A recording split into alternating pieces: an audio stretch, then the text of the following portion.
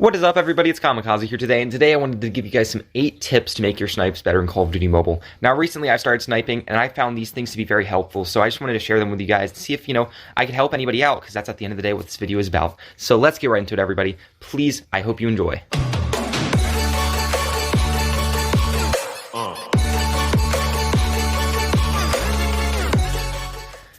Okay, now before we begin, I would just like to say something. I am not a pro sniper. I am not, by all means, I am absolutely a beginner. However, in the past week and a half, I've started sniping, and to be honest with you, I started out very trashy. I was horrible at sniping, absolutely horrible. However, I've practiced a little bit, actually not even that a lot, because recently I've had online high school, so I've had some tough classes recently, so I've had a lot of stuff to do there. And yeah, I haven't had a lot of time to practice. However, I feel like I've improved significantly over the week and a half. I haven't even really practiced all that much. So I wanted to get into a couple of the tips that I've used, to get better in such a short period of time. And if I do help you out, guys, let's make a little bit of a deal, okay? If I do absolutely nothing for you and I completely waste your time, be honest, be completely honest, leave a dislike, okay? Now, if I do help you out, then leave a like, okay? So if I help you out in any way, just leave a like. Or subscribe too. Subscribe helps. So yeah, let's get right into it, everybody. So number one, I would like to say that if you use a tactical scope in Call of Duty Mobile, most of the community hates you. I'm sorry. I used to use tactical scopes, so don't worry. It's not a big deal. But generally, in the professional side of sniping, tactical scopes, ACOG scopes as they're called, are not allowed, okay? Just use the default scope. The default scope is fine. You're not going to have too many issues with it, and it does help you, snipe longer, in my opinion, but it's a little bit harder for up-close snipes. That's why a lot of people, use a tactical scope, because it has less of a zoom, so it's a lot easier to snipe shortly. However, number one, you can't use it in any professional tournament, and that's a major thing. If you guys want to get really good at this, you're going to have to get used to using the default scope. And number two, it really and truly, the default scope is just the best scope in general. So, yeah, tactical scopes are generally banned almost everywhere. So just don't use the tactical scope or ACOG. All right, now the next one is for number 2, practice on the practice range first. This is what I did the first day for an hour or 2. I just went on the practice range, the little thing where you have all the targets shooting, not like practice versus AI, just practice. I practiced shooting, moving while I'm shooting, strafing while I'm shooting, kind of trying to figure out where I wanted to be with my settings and stuff like that, and we will get into the settings very soon.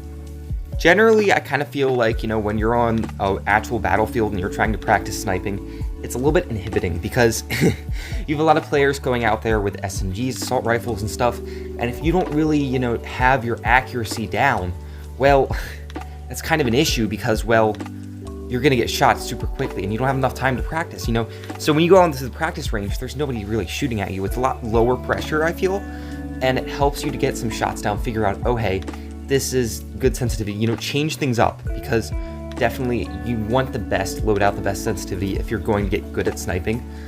Perfect sensitivities for yourself, personally, will allow you to do a lot better in this game than if you have a really bad sensitivity. If you just look up a YouTuber's loadout and sensitivity, and that might not work for you. So for the next one, it kind of correlates with the previous one, and that is get your sensitivity down, okay? Now, one thing that I really liked was Hawk's Nest website. Yeah, so that's another YouTuber out there.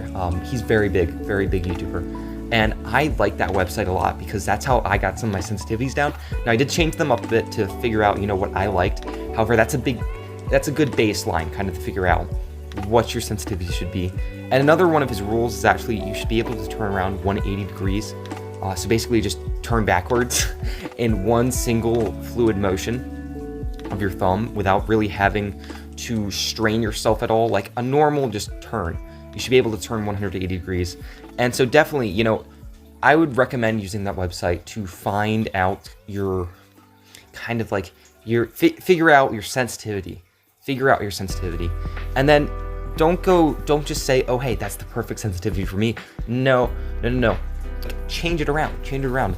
Even a couple of percent, a small percent difference in your sensitivity can make the massive. It can make a massive difference in actual gameplay. So you really want to make sure your sensitivities are good for you. And remember guys, people on iPads are going to have a lot different settings and sensitivities than you are, personally. So you can never really copy another YouTuber's loadout because that's what works for them, their play style, and their device. So sensitivities very much vary.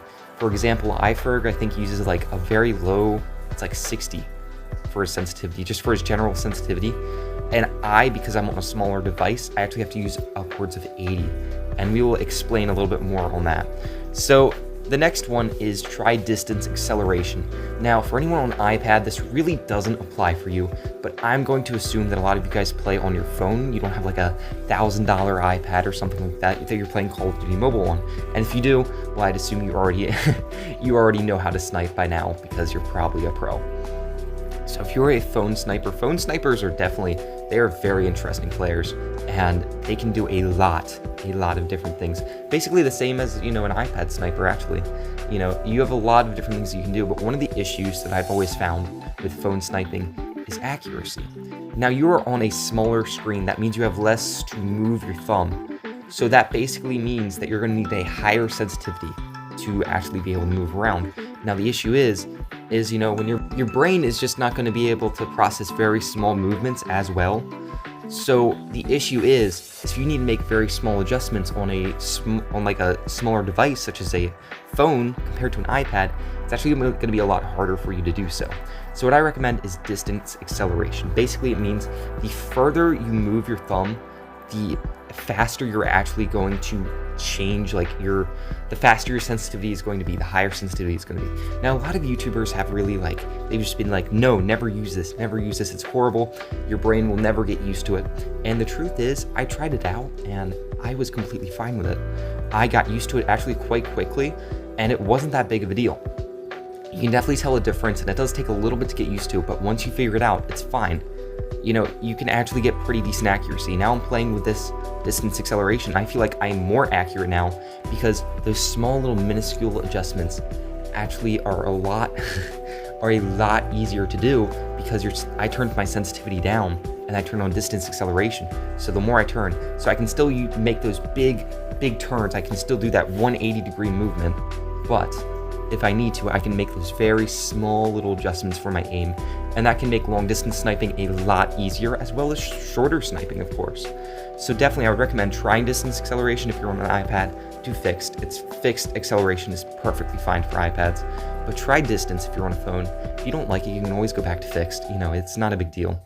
But I generally found distance to be the best one for me on my phone, and I'm using an S10, which actually has pretty decent screen. It's like a 6.1-inch screen or something like that. It's pretty decent.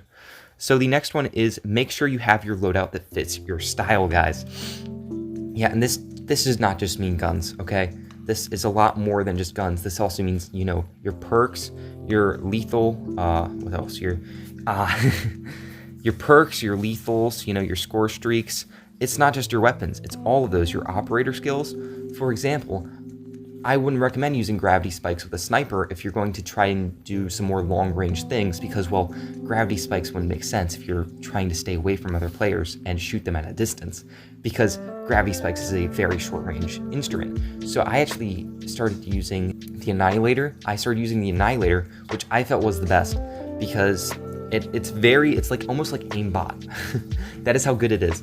And you can snipe, you can hit things from very far away, you can also do up close. So it just felt the best for me to use the Annihilator with my snipers. So make sure you understand your playstyle and how it fits it.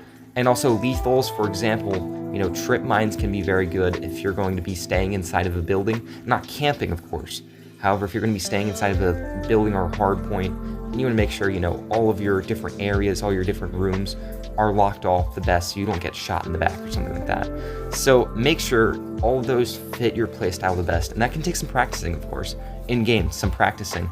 But also make sure, you're using the right gun. I recommend the DLQ if you're going to be doing some longer range sniping. And if you're going to be doing some short range, I definitely recommend the Locust. The Locust is very powerful at short range, and it has a lot better ADS speed for short range snipes. So definitely make sure you have the right attachments as well. For example, if you use the wrong attachments in the DLQ, you can get excessively slow movement that it's like you're almost frozen. Very slow. I mean, I recommend if you guys have a DLQ all the way upgraded, use all of the perks that actually reduce movement speed and see what I'm talking about. It's very bad. So make sure, you know, you have a good sense of your attachments and, you know, play around with them, of course. Play around with them. Make sure that you have the perfect ones for you. And of course, if you're a quick scoper from like very close range, you're going to want fast ADS speeds. If you're further away, you're going to want accuracy. So yeah, make sure that. Okay, number 6, do not camp. Do not camp. Camping is something that I did when I started out sniping. I really and truly have not sniped at all, like really gotten into sniping. But however, previously, when I attempted to, like months ago, it failed because, well, I would just camp on Crossfire. I would just absolutely camp for the entire game to try and practice, quote unquote. And the issue is that didn't help me at all. It really didn't. I mean, you're just camping there. You need to understand that, you know, camping is not going to make you a better player in terms of sniping. It may get you some kills. It's not going to make you a better player. You want to make sure you get into the game, you know. Go for that hard point. Go for whatever. Play aggressive, but not way too aggressive. And so once you do kind of have that basis in the practice mode where you're just shooting targets, go into an actual game and play decently aggressive and try to get kills at a closer range. Try different ranges. Try out your playstyle. Just whatever you do not camp in a building or out a window or something like that, because that's just, it's a newbie move. It makes people angry and people will come after you to kill you. So it really, yeah, I wouldn't recommend camping. Just try and do your best to get some kills, move around, go where you can, and play to your own play style. You know, play to your advantage, okay? Camping is not an advantage, okay? It really is not. Like, yes, you're technically playing to your advantage because people can't hit you because you're sniping, but at the same time, you know, you want to be out there and, again, practicing. That's going to make you a better player, and eventually you're going to get more kills, and you're going to be thanking yourself that you didn't camp. So play to your advantage, definitely. You know, if you have a DLQ or something, and it has very long ADS speed, I wouldn't recommend going up and quick-scoping people.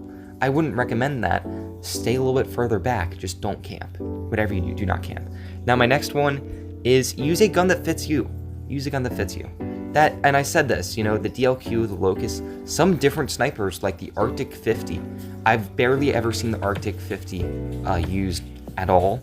However, now people are using it because it has stopping power. With all these attachments, make sure to experiment, guys. Make sure to experiment. And so as my last tip, I have a very important thing, guys. Very, very important. Use Claw, please. And that is for anyone, really. I mean, even if you're not a sniper, use Claw. Claw is going to make you a lot better. Not just in terms of you can slide and jump while shooting and stuff like that. We can't actually slide and jump. Well, you can hip fire and slide and jump. But, you know, being able to do a lot more movement, have a lot more gun control, I feel, is very important than sniping. More important than anything else. As well as being able to, you know, turn while you're actually about to press onto the ADS button. That's one of the major issues because a lot of people, they turn with one finger and that's also their shooting finger. That's an issue, guys, because when you go to shoot, when you go to press that shoot button, there's like a 0.05 second period where you actually can't move. And every single little bit counts when it comes to aiming, especially at short range. So you want to make sure that you have that advantage where you can scope in, or you can, you know, shoot, and you can use hip fire and all sorts of different things, and also move your finger. You know, move, adjust your camera angle, stuff like that. So definitely use Claw, guys. It's oh so important. And as someone that used to be a two-finger player and moved to Claw, it takes a while to get used to. I will be completely honest. It takes a very long while to get used to, but you will be thanking yourself later because it does make you a better player. All right, guys, I hope you enjoyed. Thank you guys so much for 250 subs. You guys have been really amazing. And I will see you guys next time. Thank y'all. Bye. Thank you guys for watching.